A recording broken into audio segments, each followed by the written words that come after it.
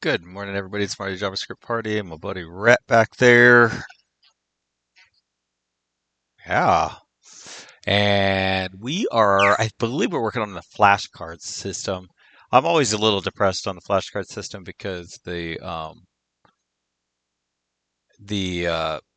flashcard system I was sort of counting to use Edge for that because the way the Edge cloud. So what happens with well here, I could talk. Well, let me close this down. Flip over to the flashcard system. Open recent and then flashcards. And then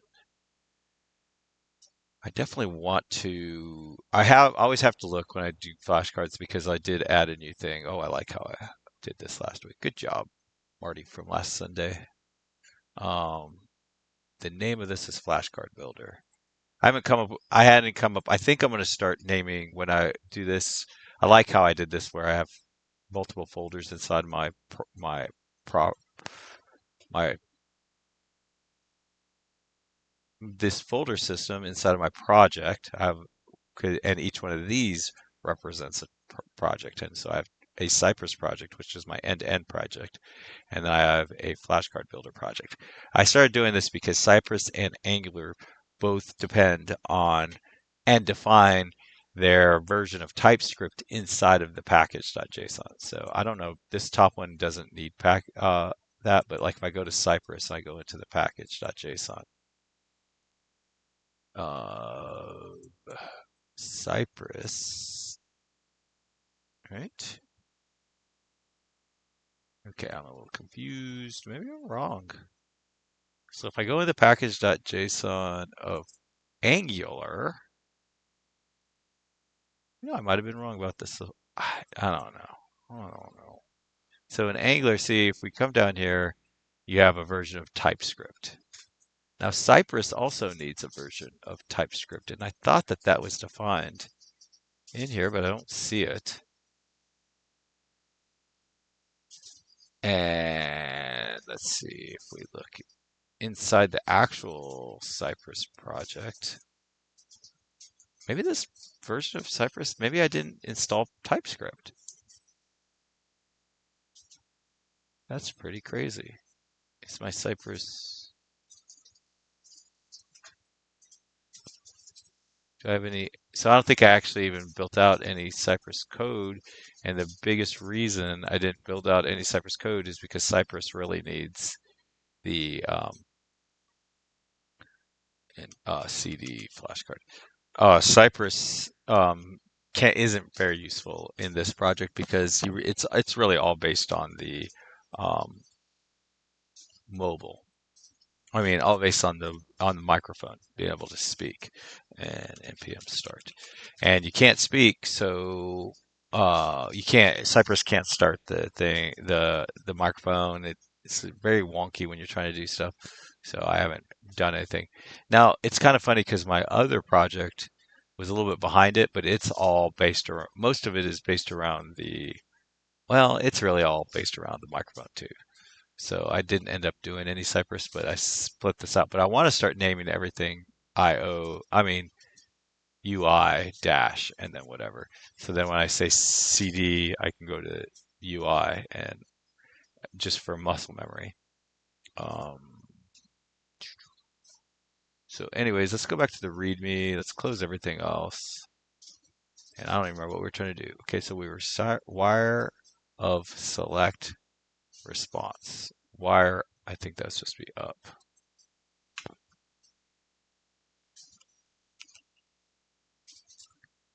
So I think we have our select prompt wired up, but we don't have our select response wired up.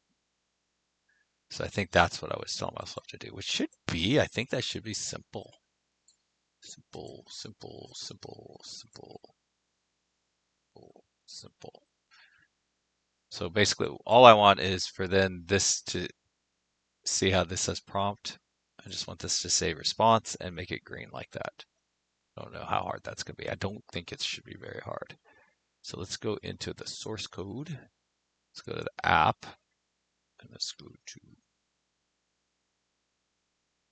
components.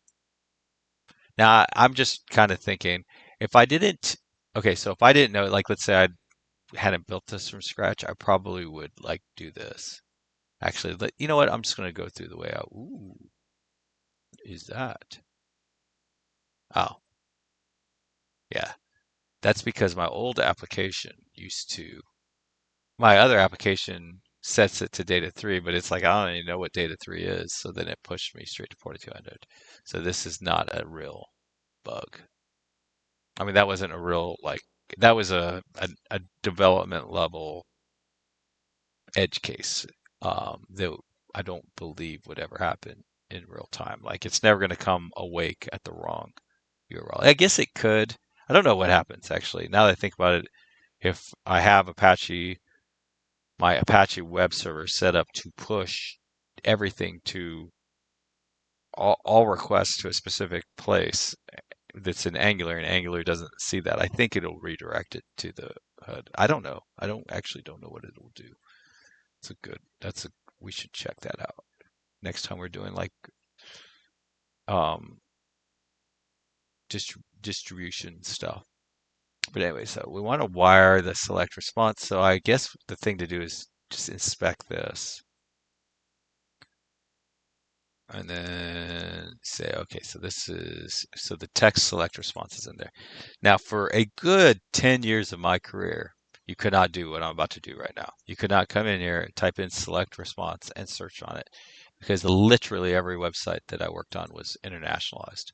And what internationalized meant was you never had any actual text in, like, okay, it means something. This is not what it means, but this is what the lived experience was.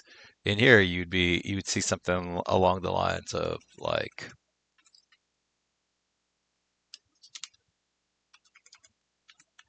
IA or IA internationalization. I think INT or something, or you might have something like select prompt or something like some kind of text or something. Or you might have a function name or something like or something, but you wouldn't have the actual text anywhere. You couldn't look in here and see the text, and that text would be like in like a JSON file somewhere. And basically, every place I worked had like empty JSON files for every language except for English, and it made coding so much harder. Okay, so anyways, this calls command publish service. Oh no, this calls select response.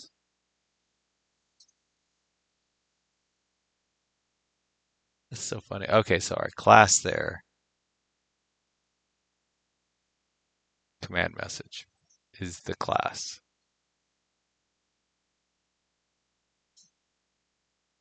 What did I do?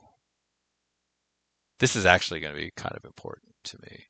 All right, so I mean, like as part of this task itself, I'm not off. You kind of have to think that to yourself and like, am I doing?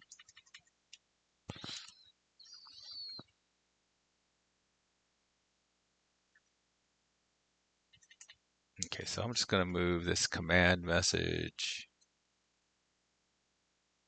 to somewhere where I can see it.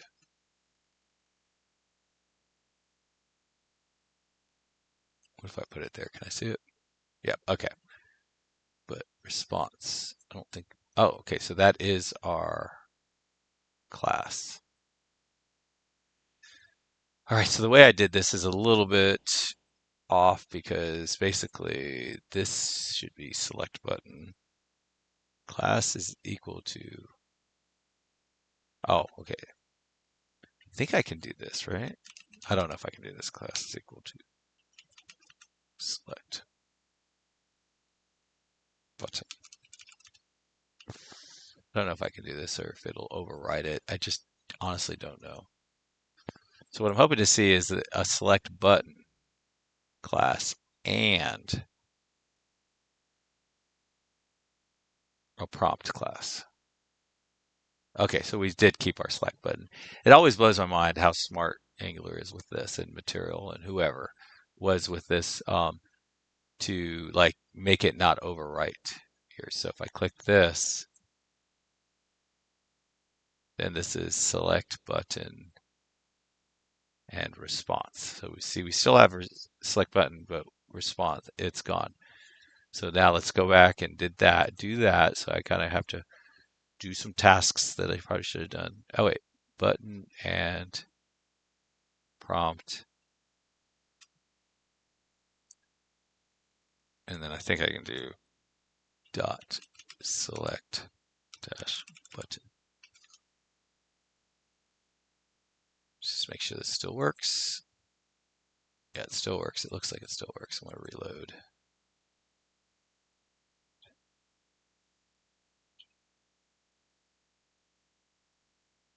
All right. So now we want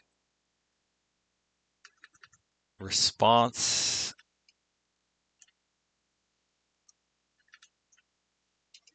All right, so this is the command is response.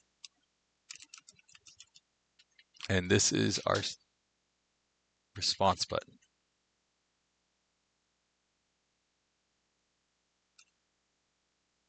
Oh my gosh.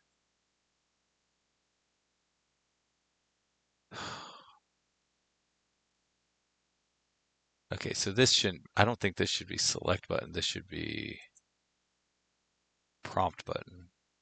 And it's kind of funny, as you scale up, you start to see little like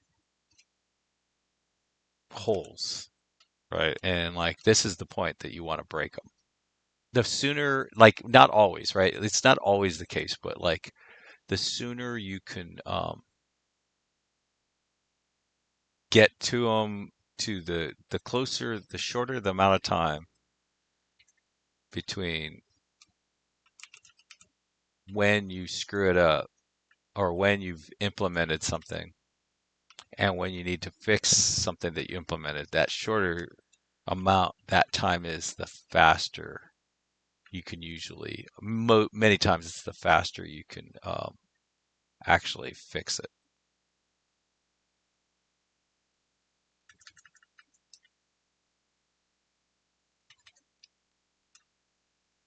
So this would be very, very difficult to figure out later on, right? Like this whole thing, I can't think of a better way to do it though, but that would be hard. Okay, so for some reason,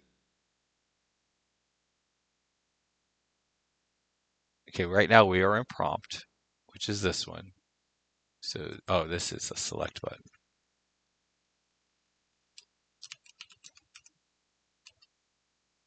All right, there we go. Now, when we click this, I think it'll turn. Nope. All right, so the next step is, okay, so SCSS has changed its response and response button, and it is probably response. Oh my gosh. That was the problem I made before. Okay, so this is response button, and it should have a response class in there. Let's go look real quick. Button. So we're looking for response button. There it is, and response. All right, now let's go look at our CSS. Just double check that that's right. And it's not response, it's response. There we go. Boop, boop, boop, boop. All right, now I never know if this is a good time. I think this is a good time to get rid of this. We might need it back again. I don't know, but it's always a bummer when you accidentally send something like that through to the PR. Okay, so response works. So that's usually what you'll see inside of a component. And there's my component. Response works. So I guess we definitely don't, like, I could probably come up with a whole new thing, but I just,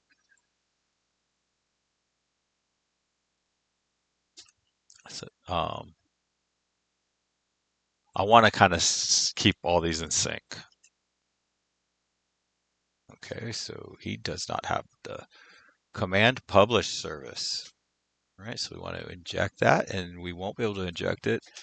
And you'll notice that in all the videos I try to do this. I try to put things like this into words. Inject. So we're taking inject from the Angular core, and now we're going to use that to create a command response button. Command publish service. And of course, so this is of type command publish service.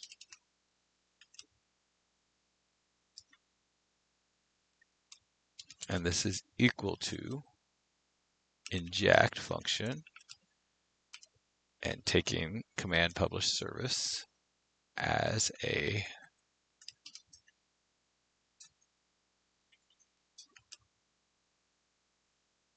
argument. And now we just need to inject the command public service from there. Probably add a little line of code and let's see what we got. See if we have problems. That's happy. So we have no. Okay, so now looks like we don't do anything with the CSS in prompt in the command in the control itself. It looks like we do it in the editor level. App response, app controls, app prompt. Okay, so this is our prompt and it gets a class. Okay, we do a very similar thing.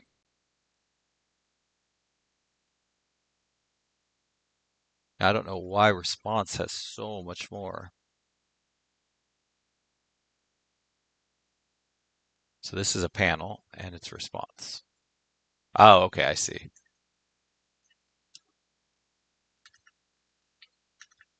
This will do that.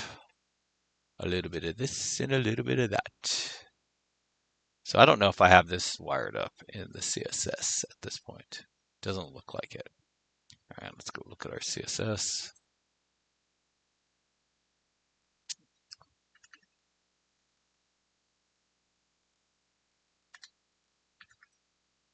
Panel response.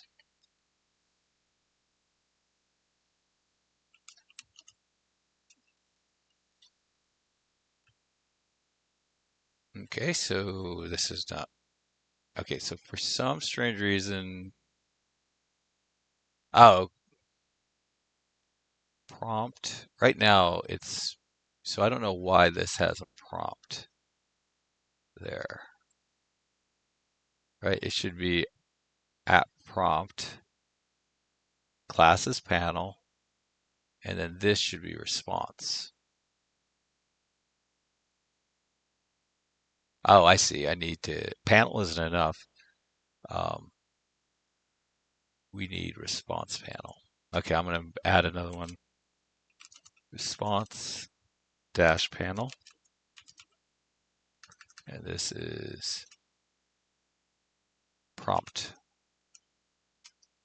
slash panel. So basically, we just want to further, like, be able to say, hey, this is the panel, this is the prompt panel, and we are currently prompt. This is the panel, this is the response panel, and we are currently response or prompt. So now I think what we need to do is add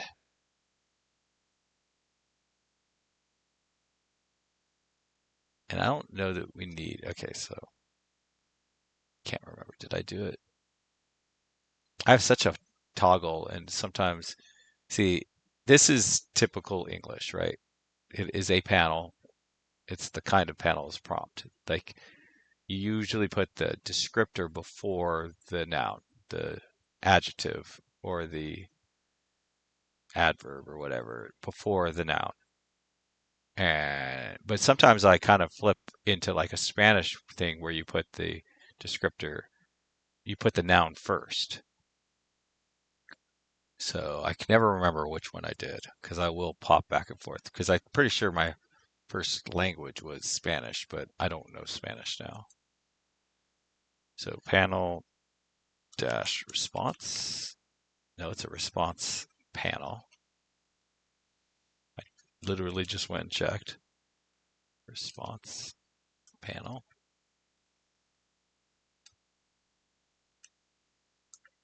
And then this is a prompt panel.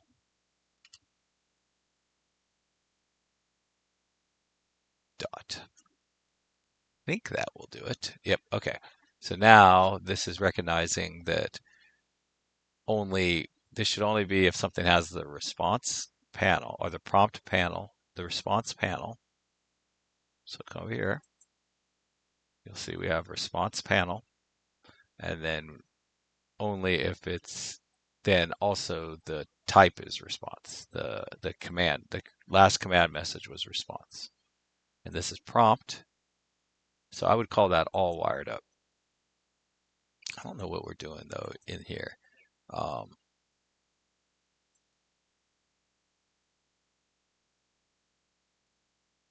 Hello, how are you? Yeah, it doesn't look like I'm doing anything with the responses at this point. Console. I can never remember, I have so many different see, as you can see, they're coming up in here, but they're not showing up. And so I guess, well, let's go look at we can stop this now, which is so sweet. So we turned off our microphones again, and we can just turn it right back on again. I don't have to tell it again. Yeah, so then, boom. And now it's off. Now it's back on. And now it's off. And see how it's like when it's off, we aren't getting response. When it's on, we are getting response. I think you also get a little like indicator up here showing that it's on. And then the little indicator comes off and it's showing that it's off. So that's working pretty well. Now we just need to connect the dots. So basically we want this text to go in here when we are in response mode.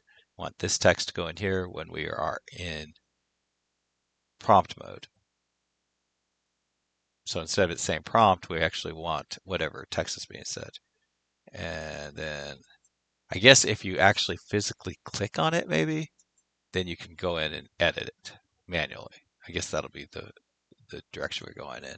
I didn't know, like it's just like as we've been moving forward, I had a general idea, but I didn't know. Now the main thing is there's going to be some JSON, um, and I want to be able to create a response and then have that little JSON there.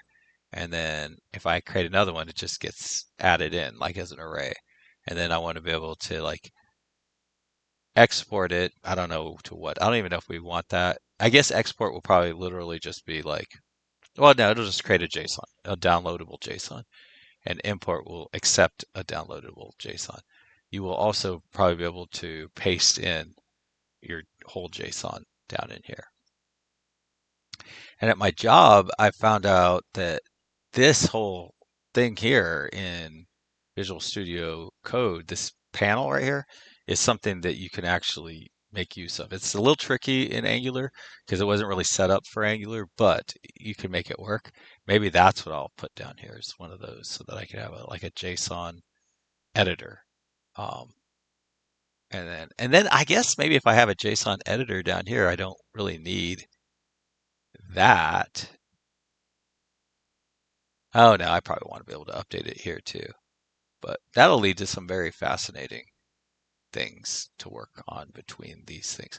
But man, we're getting close. I mean, like this is pretty close. Like literally, once these are wired up, once these are putting the verbal text into the right place, that like in a lot of ways, the all like that's the end of the question mark stuff. Everything else has been commonly done a lot of times, but the only thing that's really novel is trying to wire up verbiage with these things. So that is that. I think that was a very good session. We got a lot going. I don't know if my other video ever made it up to there it is. Good morning. So I've come up with a new scheme, and basically, the minute I see that the video works, like it just works, I'll put a like on it. And then the minute then when I can watch it all the way through, I'll put date and a day and date in the comments. And that all started because for some reason YouTube decided they weren't going to show your likes in your on your main page anymore. So then I was like, oh, okay, but it does show the number of comments. So I was like, okay, I can do that. Um, the other thing is, what is this? I don't know what that's about. Let's see. Oh, like what was popping up there?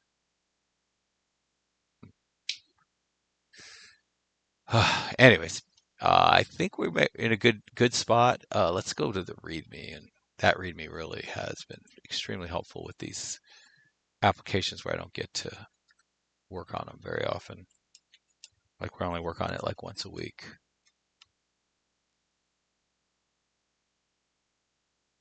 Okay, so step 3, get voice working for prompt.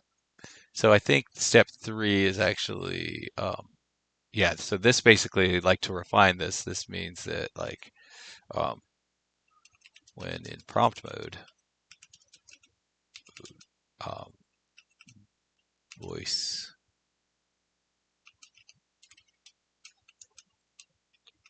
should, voice results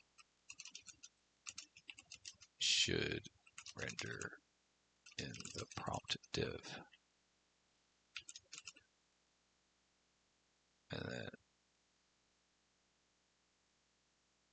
when in response mode, let's add the command in there. I think that'll help next week because for some reason I've been calling them commands. I'm sure I did not just come to calling it commands just for fun. Show voice results in the response div. So basically, the general idea is that I'll click on this, and this will light up. And then if this is on, all that text will show up in here. I'll click on this. This will light up. If it shows, all the text will go in here. Now, this will be like it. I think it's gonna be fine. I really do. But I think it's possible that once we actually try it out, it's just gonna be like weird and not really a good idea. Now, let's go back to Edge. Very disappointed with Edge. Or not with Edge, but with Microsoft. Edge is working perfectly fine. It's Microsoft that decided, I guess they decided to turn off the F12. Let's go to the console. I think we'll even see errors, but hello, how are you? Nothing, nothing, nothing. Oh, and it actually turned it off. So it says we got a network error. And so I also set myself up with some success on voice continuous. That's the one we want. Hello, how are you? Nothing, nothing. So we come over here and we can see that we got a network error. So it's just not working. And like I say over and over again, it works if I on my work computer. And so on my work computer, I go to the voice every single day, and I go to the voice every day to get because Teams for some reason has a real hard time starting our microphones. It'll say they started, and then you talk and no one can hear you. But I have found that if you go to the voice application and it hears you, you're good. And I know I don't collect any data there or any information, so I like to go use that. There are other like microphone tests. That's how I found out was I would use microphone tests, and I noticed that if it worked on a microphone test, it did that. The problem with the microphone test is they pump a ton of ads at you, and they um, like collect all kinds of weird data. I think I don't know, not sure about that, but I know I don't put any ads, and I know I don't collect any data. So, that's why I use it. But anyways, it is perfect. If I'm on my VPN, if I'm off VPN on my work computer, it does not work on Edge. If I'm on the VPN on my work computer, it does work on Edge. So and I know when I'm on the VPN, I'm on a government network, not like a super secure government network or anything like that, but I'm on a government network. And that government network, apparently Microsoft supports it with cloud voice services, but not if you're not on a government network, it does not, as far as I can tell. There's probably some corporate networks, things like that. But anyway, so that is that. Next week we will start actually putting the right text in these things, and that'll be cool. And then that'll be a real nice milestone because at that point, if it works as I'm hoping it works, so if it's like, how many cars can a highway hold? 50. That would be cool.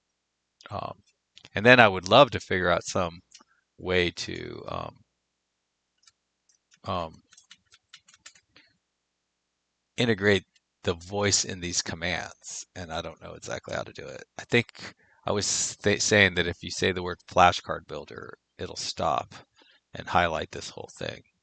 And then you can say prompt response or select prompt, select response, create response, import, and export, and it'll click those. I don't think that's worth doing early on at this point. I think I'd rather get the create response working once we get that. So step 5 will be to create a JSON for create response.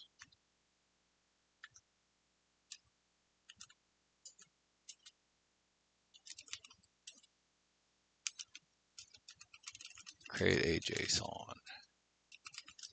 Create a response. And that's good. Anyways, happy coding, everybody. Let's see, 32 minutes, not bad. It's 12:35, and I have tomorrow off. Tomorrow's a U.S. American federal holiday, so Sunday. So I think Sundays, if I'm off on Monday, definitely better than Friday. I don't know though. I was pretty sick on Friday. Just didn't feel that well on Friday. But not. I wasn't horrible. I didn't feel awful, but I did not feel very well. So, anyways, happy coding, everybody.